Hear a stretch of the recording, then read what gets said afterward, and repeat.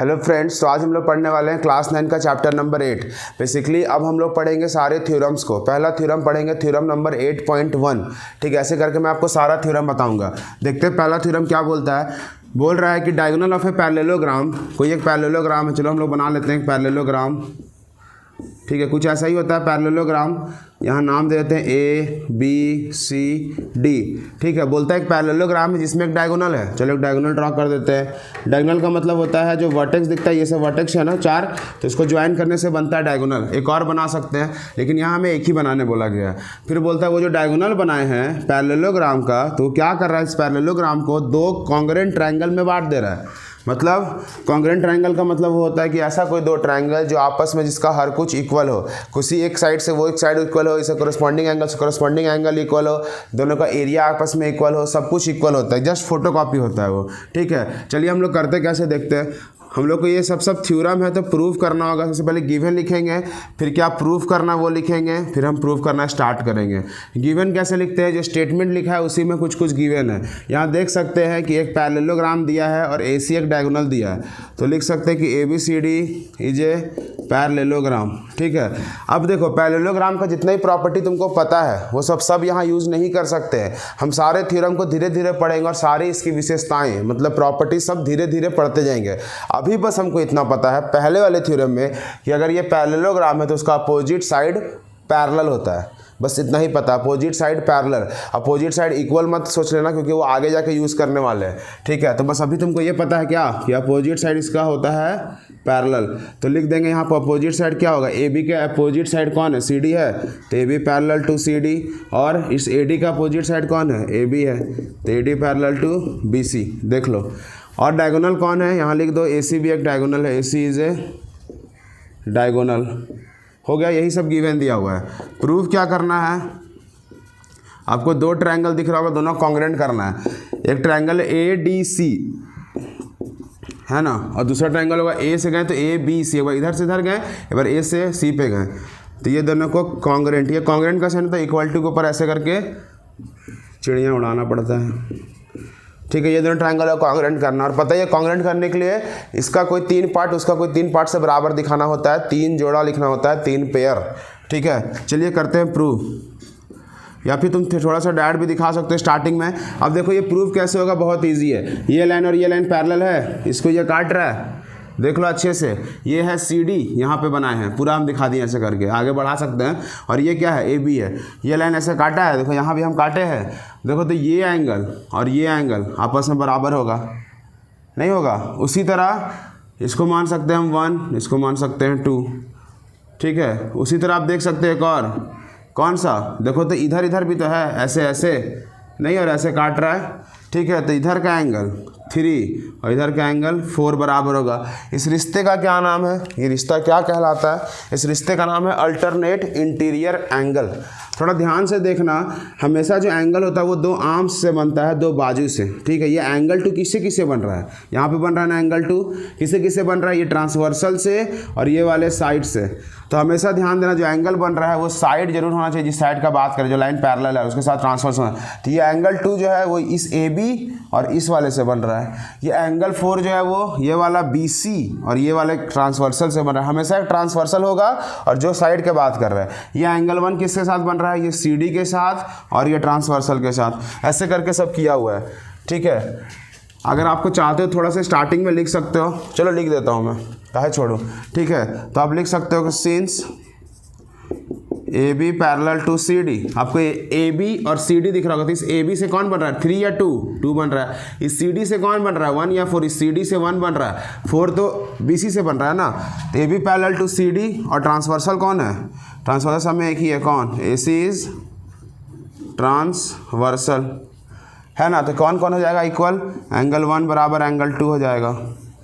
ठीक है, रिश्ते का नाम होगा अल्टरनेट इंटीरियर एंगल।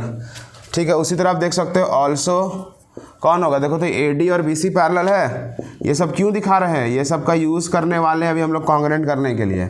और ट्रांसवर्सल तो वही है, ए सी इज ट्रांसवर्सल, तो उससे भी क्या होगा, देयरफॉर एंगल 3 बराबर एंगल 4 हो जाएगा। और इस रिश्ते का भी नाम क्या होगा, अल्टरनेट इंटीरियर एंगल होगा ना, इसको भी हम लोग बोल सकते हैं अल्टरनेट इंटीरियर एंगल। हो गया ना, ये दो चीज़ यूज़ कर लिए। चलिए अब आते हैं कॉन्ग्रेंट करते हैं। इधर मैं कर दे रहा हूँ कॉन्ग्रेंट, आराम से हट जाएगा। ये दोनों ट्रायंगल जो प्रूव करना है उसी को ले लेंगे। In triangle A D C and, पहले एंड लिखते हैं, ट्रायंगल ए बी सी। अब 3 पेयर लिखेंगे। अब देख सकते हो यहाँ का एंगल 1 यहाँ का एंगल 2 से बराबर है। उसी तरह फिर और कौन हो सकता है, अगर सही पेयर में लिखना है तो दिखता होगा एंगल 1 बराबर एंगल 2 है। फिर ए सी दोनों में कॉमन है, ए सी बराबर ए सी। यहाँ लिख लेना अल्टरनेट इंटीरियर, या फिर लिख लेना फ्रॉम अब में ऑलरेडी दिखा चुके हैं। ए सी कॉमन है तो इसमें लिख देना कॉमन। सब में रीज़न लिखना होता है। ये 2 जोड़ा लिखा चुका है, एक और जोड़ा लिखाएगा यहाँ से, ये 3 बराबर 4। इसमें भी लिख लेना अल्टरनेट इंटीरियर एंगल। इसीलिए therefore triangle A D C congruent to triangle A B C, ये होगा एंगल साइड एंगल से। ये तुम्हारा हो चुका है प्रूव, ठीक है। अब आप देख लो, अब यहाँ पे मत बोल सकते हो कि सर हम जैसे अल्टरनेट इंटीरियर एंगल का पेयर यूज़ किए हैं तो हम अपोजिट साइड्स भी तो यूज़ कर सकते थे, ए बी बराबर सी डी, क्योंकि पैरेललोग्राम का अपोजिट साइड इक्वल होता है। तो हमें ऐसा नहीं करना है। जब हम इस थ्योरम को पढ़ने आए थे तब हम बस हमें इतना ही पता था कि जो अपोजिट साइड है वो पैरेलल होते हैं, जिस कारण हम लोग पैरेलल से ये सब रिश्ता निकाल पाए अल्टरनेट इंटीरियर एंगल का।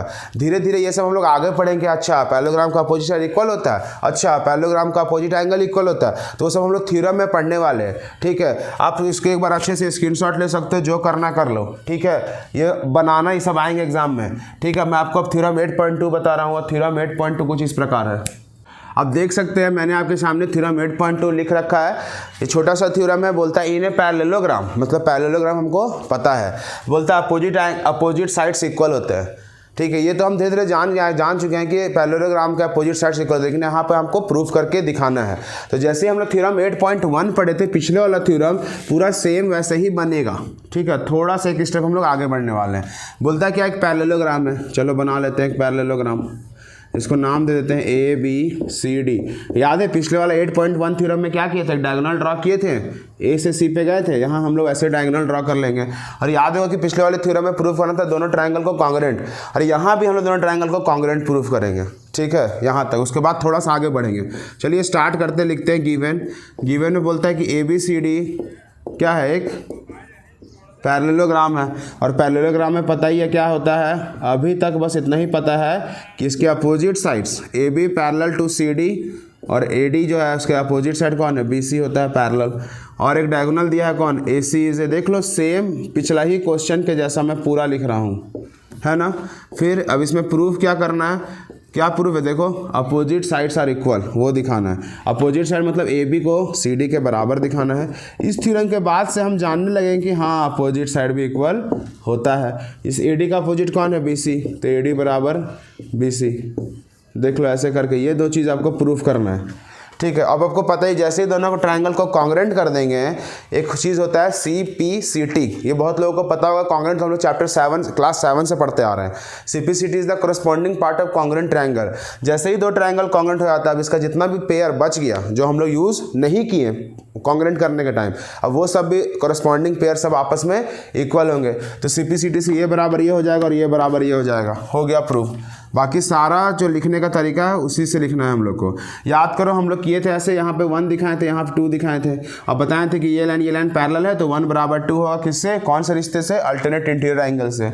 उसी तरह 3 बराबर 4 दिखाए थे, और याद है एंगल साइड एंगल से कॉन्ग्रेंट किए थे।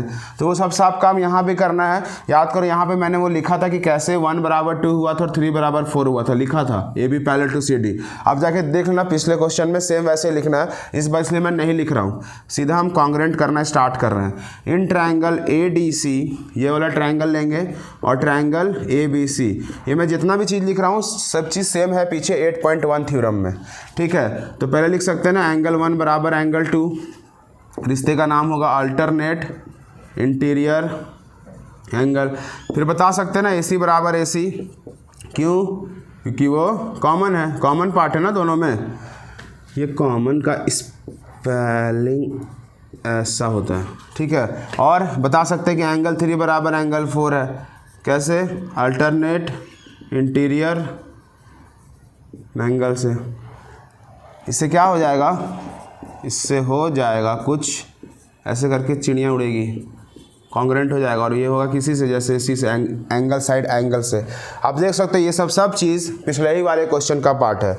अब जैसे ही दोनों ट्रायंगल कॉन्ग्रेंट हो गया, चलो इधर लिख देता हूँ, थोड़ा इधर हरा भरा लगेगा ना दोनों तरफ, तो क्या हो जाएगा ए बी, इस ट्रायंगल का सी डी, इस ट्रायंगल का ए बी आपस में इक्वल, ए बी बराबर सी डी, और इसका पार्ट ये और इसका पार्ट ये आपस में इक्वल, ए डी बराबर बी सी।